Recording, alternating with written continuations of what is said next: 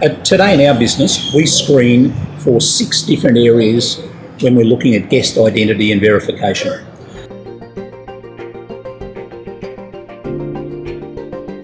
The first and most importantly at the start, and that's done hopefully by all managers, is we need to verify who it is that's booking. Who is the guest?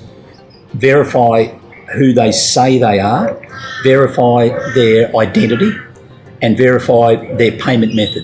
And by that we mean, if people book with us, we make them or ask them politely, they need to provide their driver's licence. They need to provide proof that their credit card that they made a payment with reflects the name of the person who booked the property. So if it's booked by John Smith, the credit card should be John Smith. If it's booked by Betty Smith, we need Betty to also provide her driver's licence. We need to verify that it is not a stolen card, it is not someone else's identity, it's not someone else's driver licence, it's not someone else's credit card. We also then ask the guest, what is the reason that you're coming to stay at our property? Is there anything in particular you would need from us? Do you need help or do you know whatever? We ask that in 2 things. One is to help the guest if there's anything in particular they'd like to know. And then secondly, sometimes there are things we find out, such as where will the 20 guys all sleep for Barry's Bucks party? That's the end of Barry's Bucks party because obviously we cancel the booking immediately. So first and foremost, we screen for guest identity.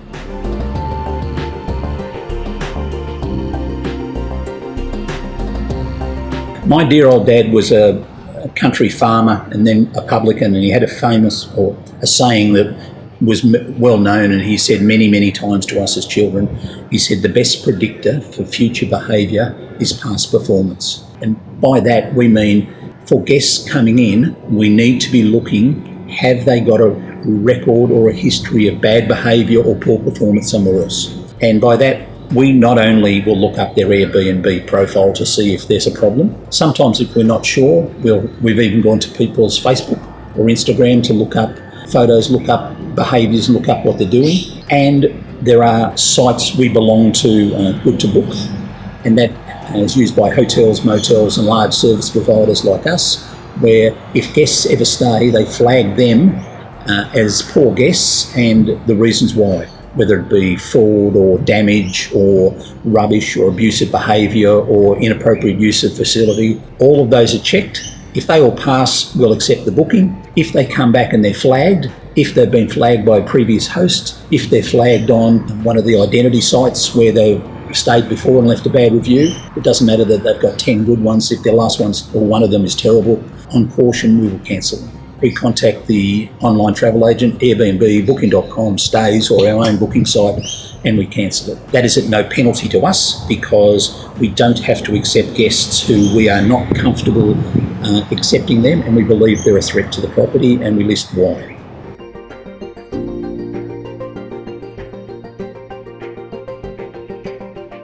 Our third area we're looking at is screening guests for the guest intention of use for the property.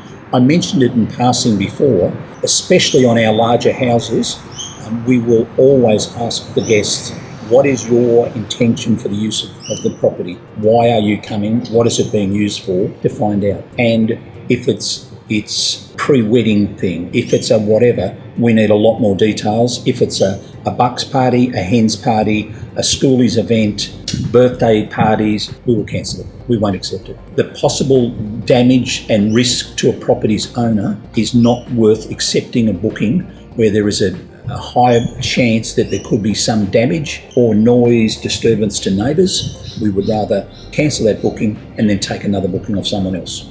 If we're not actively asking the guests, why are you coming and what is it being used for, how can you screen it? If they're simply, it's coming in, it's auto accept, that's fine, but then we're not following up on checking, that's not risk management, that's not looking after the owner's property.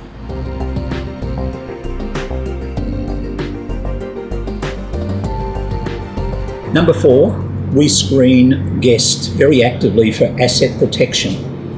And by that we mean, we screen guests to look after the owner's principal asset. We're in this stunning beachfront house now, beautiful furniture, beautiful facilities, kitchen upstairs, kitchen downstairs, lounge, pool room, movie, beautiful facility, beautiful backyard, spa. All of those things have an asset value And all of those things we need to protect on behalf of the owner. So we screen guests actively to make sure that we look after the owner's asset. An interesting one in screening for assets is the asset protection. If, for instance, there was a bucks party booked in and the guys had maybe told us or maybe hadn't told us, we hadn't followed it up, Airbnb or Booking.com, whoever won't accept responsibility, and we fall back to the owner's landlord contents insurance. One of the questions they will ask is, what did you do to screen guests? What did you do to mitigate the risk? If your thing was, we accepted money, they will say, well, we don't believe that you've protected the asset and protected the property, and they may refuse the claim. If we've done what we've done when we've established their identity, established their credit card payment, we've also ensured that they're coming for why they're coming and found out more and done all possible, we're protecting the owner's asset.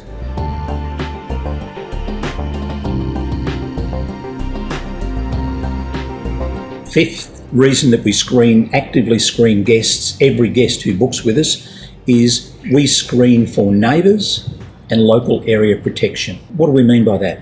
Here is a house, we've got neighbours on either side of us. We don't have any opposite because we've got parkland and then straight onto the beach.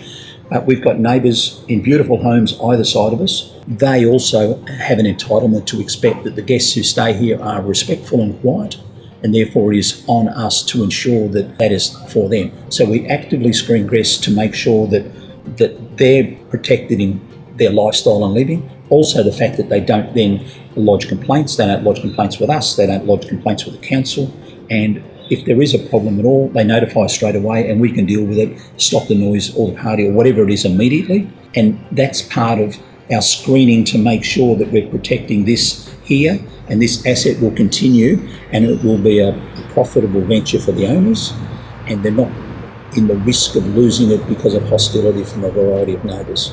We actively have to do that. One of the things that we do, if you look just up here, see that round thing up on the wall just up there? That's a noise alarm. And what that is, it measures the sound volume of here. And so what it does, we have our noise alarm set to 75 decibels. And so that little thing that looks like it may be a smoke alarm is actually measuring the noise volume. It doesn't measure conversations or anything that anyone says, it only measures volume. So the thing that we're looking for here, it has to have 75 decibels for 10 minutes. So if your team, you're sitting out here and the TV's on over there and you hear that your team's kicked a goal and you cheer, that's not going to ring the alarm. It's 10 minutes of continuous noise over 75 decibels. If that happens, nothing will happen here, you won't know anything, but what it will do, it will ring our phone, the management phones, and tell us there's a problem at this address. And the two things, a number of things that this one does. We then go to the phone, look it up, it tells us the decibel reading, and it may be that it's been 70, you might look at it and it's been 45 decibels for the last 3 hours, which effectively means there's been no one here. And then you look at it, now for 10 minutes, it's been 73, now it's over 75 for 10 minutes. And so you think, okay, and you can see it's going up a little bit. We will then send the guest a message to remind them of our noise limit in respect of neighbours, and you can see it. If it hasn't gone down, the phone will ring us again in 10 minutes more. We then ring the guest and say that noise is an issue, you need to deal with it immediately. We'd also send them a written warning through their respective booking agent. Airbnb, Booking.com or Stays, or our own booking site, they will get a message written. If it continues again, they will be phoned and they'll be told, if it doesn't stop, we're going to terminate their visit, and then one of the management team will come around to cease their stay. Quite obviously, no one wants to have their stay at their property and lose their booking, and the noise will come down. The other clever thing that noise alarms do, or these noise alarms do, is they count the number of people at the property. So this property, for instance, sleeps 10. So the numbers of guests, does it sleep 10 or 8? 9. This property sleeps 9 guests, not 10. This property sleeps 9 guests. So for this property, we have the alarm set for 9 guests. So what it means is, if 10 people arrive, it rings our phone. It doesn't mean that people who are staying here can't have a guest that comes in, but it will ring it and it will pre-warn us that they're extra. So we will look at it then and go, Noise volume, 65%, it's quiet and respectable. The 10 people, maybe their parents live up here and they've popped in to say hello, and it's quiet. But if we looked at it and said there's 10 people, there's 12 people, there's 15 people, obviously this is a major issue, we would ring them immediately, or if it was escalating like that, we would get in a car and come straight around and find out what's happening and terminate the stay. Terminate whatever's happening and then possibly the stay if they're not changing it. The other clever thing that, these are version 2 of these alarms. Version 3, we got our first 9 of them arrived in the office today. We bring them in from Sweden. Version 3 also is a smoke alarm. And by a smoke alarm, I don't mean the normal standard smoke alarm we have through the house that is compliant with Queensland Fire. This is cigarette smoke. All of our properties are cigarette smoke free. If someone is sitting here and smoking, the alarm will ring us and tell us. Protection of owners' assets. We don't have our houses full of smoke. We don't have smoke and cigarette damage. All of our profiles tell our guests at this property and the others where we have it, we measure volume, we measure the number of guests, and we measure smoke, cigarette smoke. So Booking.com stays, our own booking site, we carry bonds, financial bonds, and so if they're in breach of any of those and there's a cost of cleaning the house to get rid of cigarette smell, that's borne by the guests because proof we can show we're the alarm. If you're not going to these sorts of lengths to screen guests, you're not actively screening them well.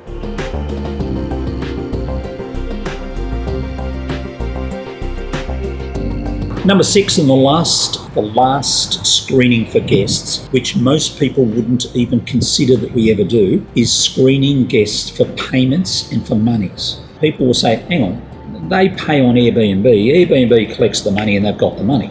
And you'd say, okay, but that doesn't mean the manager's going to get the money, and it doesn't mean the owner will get the money, because all sorts of fraudulent activities can happen. So you can have a guest book a property, they've used a stolen credit card, a stolen identity, book stay, have run up $2,000-3,000 worth of accommodation, cleaning, etc. They've gone, the owner gets the bill, and they say, hang on, that's not us. We're in Melbourne, we're not even there, that's not us. And the bank will contact our guy, they'll show the messages, and this, because if it wasn't verified, that money would be refunded. So for us, screening guests to ensure payment on every single payment starts at the initial booking. It starts at the fact that we get their driver's license, we find out that their credit card matches their driver's license, we send a message it's actually a 4-digit code to their mobile phone, and they have to send that code back to us, and that verifies that their mobile phone is the correct one being used for their profile and their booking.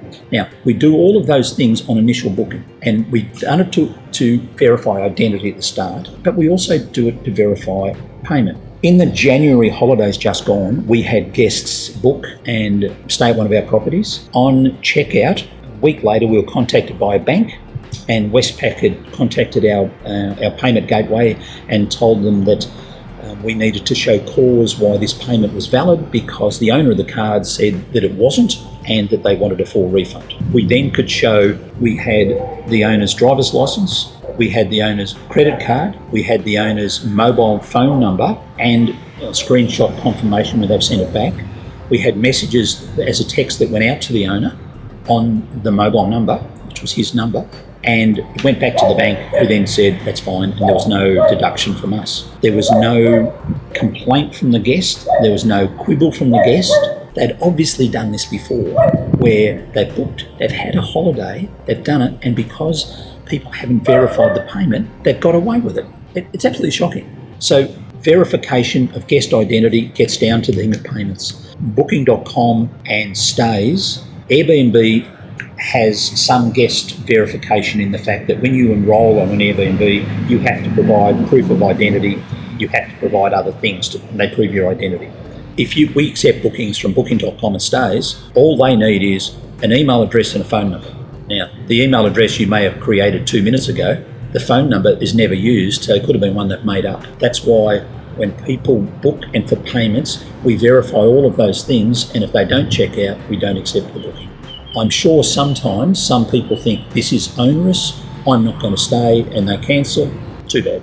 For us, managing risk and to make sure the owner's assets are safe, we miss an occasional booking, someone else will rebook and we'll get a booking, and we would rather do that. The funny enough, we have people who, when we send these things and they put up a complaint about, I'm not comfortable with whatever, you'll find that they cancel. And I know for a fact we've had them book with other people where there's then been issues there. So we took the safe route, the protection of owners asset route, and we were glad we did. So when you're looking at screening guests, why do we do it? As I said, 6 main areas, but if your agent is not doing all of those things, find out if they are. Maybe they're doing some of them, find out why they're not doing the others, because at the end of the day, this is a very expensive property and it is possibly one of your major financial assets. You're expecting that we as managers are actively looking after it and caring for it. Thanks. Hope that was a help.